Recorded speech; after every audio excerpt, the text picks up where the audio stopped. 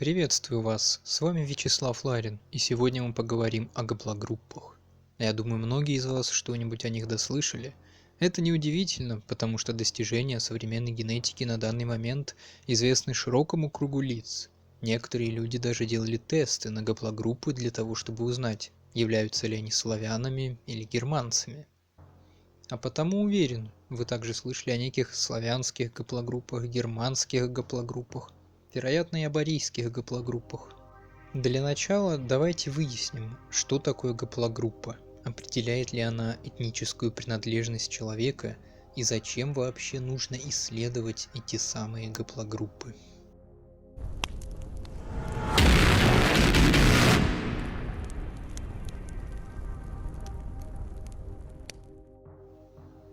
Начнем мы с самого простого, хотя для кого-то, быть может, и сложного.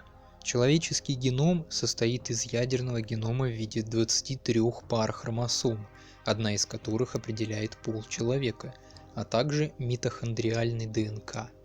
Разные варианты генов, расположенные в определенных участках хромосом, локусах, называются аллелями. Гаплотипом же называется совокупность таких аллелей. В свою очередь гаплогруппа – это группа схожих гаплотипов, имеющих общего предка.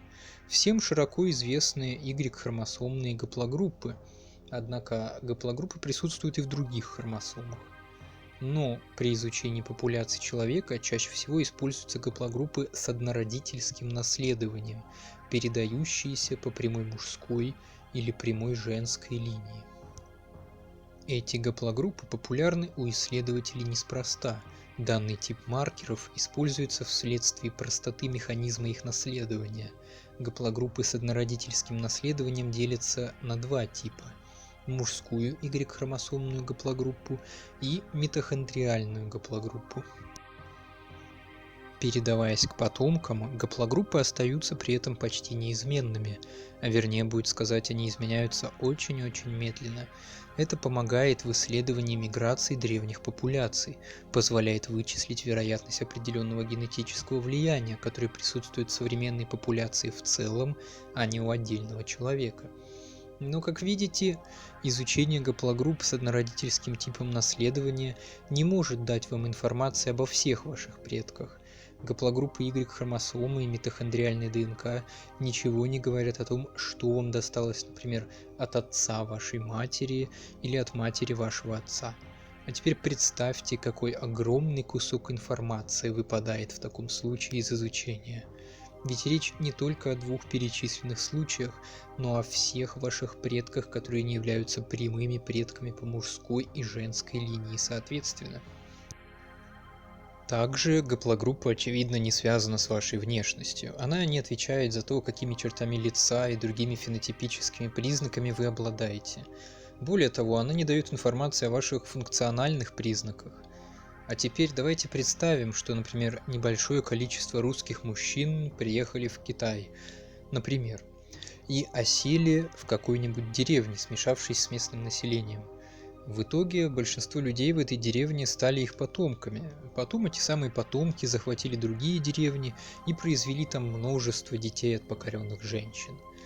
А потом те дети уже захватили полстраны и также породили миллионы людей. Какое у этих людей будет отношение к этническим русским? Никакого. Их генофонд будет восточноазиатским. Но гаплогруппа будет унаследована от русских. Будут ли они этническими славянами? Нет, конечно. Такой мысленный эксперимент условен, конечно, ведь среди русского народа также присутствует не одна гаплогруппа, но я думаю, мысль вы уловили по сути. Куда больше информации может дать аутосомное исследование ДНК. Это исследование всех аутосом, то есть парных хромосом за исключением половых. Ни одной хромосомы, ни одной гаплогруппы, а в целом всех аутосом. Таким образом, изучение древних популяций становится куда более надежным. Это важно также и потому, что такое исследование может дать вам ключевую информацию о вашем генетическом происхождении. Ведь при таком исследовании могут быть выделены предковые компоненты от различных древних популяций, которые унаследовали современные люди. Конечно, при изучении аутосом имеется ряд сложностей. Генетический материал в аутосомах при каждом формировании половых клеток претерпевает комбинативную изменчивость. Гены перемешиваются в процессе кроссинговера и случайного расхождения гомологичных хромосом к разным полюсам. Кроме того, данные по аутосомам сложнее интерпретировать, нежели по однородительским гаплогруппам. Как я уже сказал ранее, Y-хромосомные митохондриальные гаплогруппы популярны в том числе благодаря простоте наследования. Может ли гаплогруппа быть славянской или какой-либо еще? Это очень интересный вопрос. Некоторые исследователи связывают определенные гаплогруппы с этносами и языками. Нет, это делает не один только Клёсов, который прямо называет гаплогруппы по именам народов – славянскими, арийскими и так далее. И тут надо сказать, что да, конечно, определенные связи между народами и гаплогруппами имеются, однако они присутствуют как статистический факт на уровне популяции. Гаплогруппа отдельного человека зачастую не может точно сказать что-то о его принадлежности к какому-либо народу, и тем более по одной только гаплогруппе нельзя определить его национальность. Совершенно нелепым будет признать человека каким-то неправильным представителем своего народа, например, неправильным русским из-за его гаплогруппы. С неким гаплогруппоцентризмом можно столкнуться также в серьезных научных исследованиях. Так, например, были попытки связать индоевропейцев с появлением конкретного субклада гаплогруппы R1A. Выглядит это примерно так. Какому-либо субкладу гаплогруппы на основании ее современного распространения и данных об ее истории присваивается, по сути, звание индоевропейского. А затем индоевропейцами начинают считать только тех людей, которые были носителями этого субклада. Например, однажды мне пытались доказать, что индоевропейцы появились в такой-то период времени и на такой-то территории только потому, что именно тогда, по мнению одного ученого, фиксируется появление одного из субкладов R1A. Конечно, это не вполне корректно. Сейчас объясню почему. Во-первых, даже если все последующие индоевропейцы были бы связаны с конкретной гаплогруппой или ее субкладом, нужно еще доказать, что первые носители такой гаплогруппы также были индоевропейцами в языковом смысле.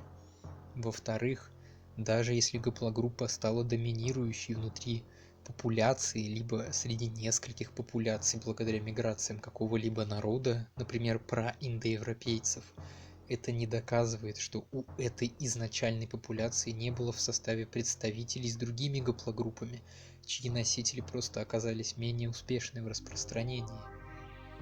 И в-третьих, гаплогруппа не всегда связана с языком, поэтому она могла распространиться на определенных пространствах еще до того, как появились народы, с которыми ее пытаются увязать. К слову, об этом пишет даже скандальный Анатолий Клёсов, который, тем не менее, все равно считает оправданным называть гаплогруппы по имени народов. И в-четвертых, индоевропейцами уже могли бы быть предковые формы этой же гаплогруппы или этого ее субклада. Таким образом, привязки гаплогрупп к конкретным народам являются крайне условными. Когда это делают догматично и не вдаваясь в описанные оговорки, это граничит с лженаукой, а в ряде случаев ей и является. При этом ошибки в использовании информации, которую несут гаплогруппы, совершают даже ученые, не говоря уже о простых людях, далеких от истории или генетики. Тем не менее, анализ гаплогрупп остается важным по уже описанным причинам.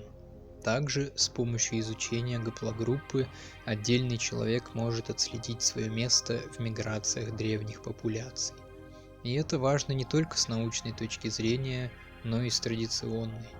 Ведь именно таким образом мы узнаем нечто новое о нашем патрилинейном наследии, то есть наследии по прямой мужской линии.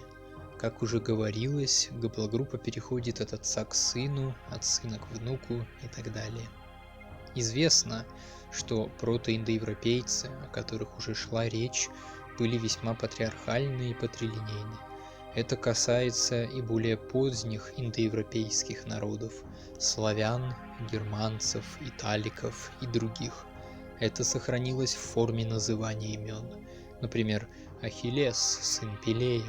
Как вы уже могли догадаться, остатки этой патрилинейной традиции сохранились в русских отчествах.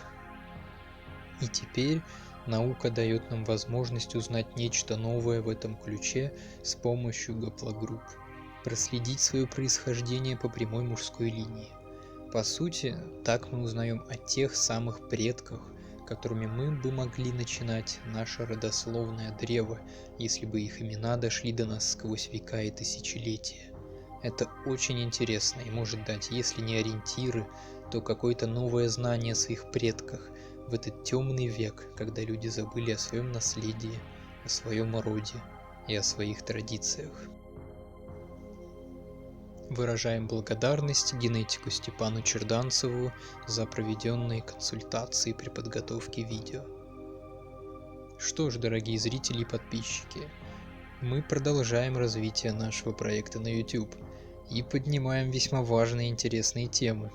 Если вы хотите чаще видеть наши видео, да еще и в лучшем качестве, присылайте нам ваши донаты. Все средства пойдут на покупку оборудования. Реквизиты, как водится, в описании. И ставьте лайки, подписывайтесь на наш канал и не забывайте также подписаться на нас в социальных сетях, ссылки также в описании. С вами был Вячеслав Ларин, автор проекта Одл. Спасибо за просмотр.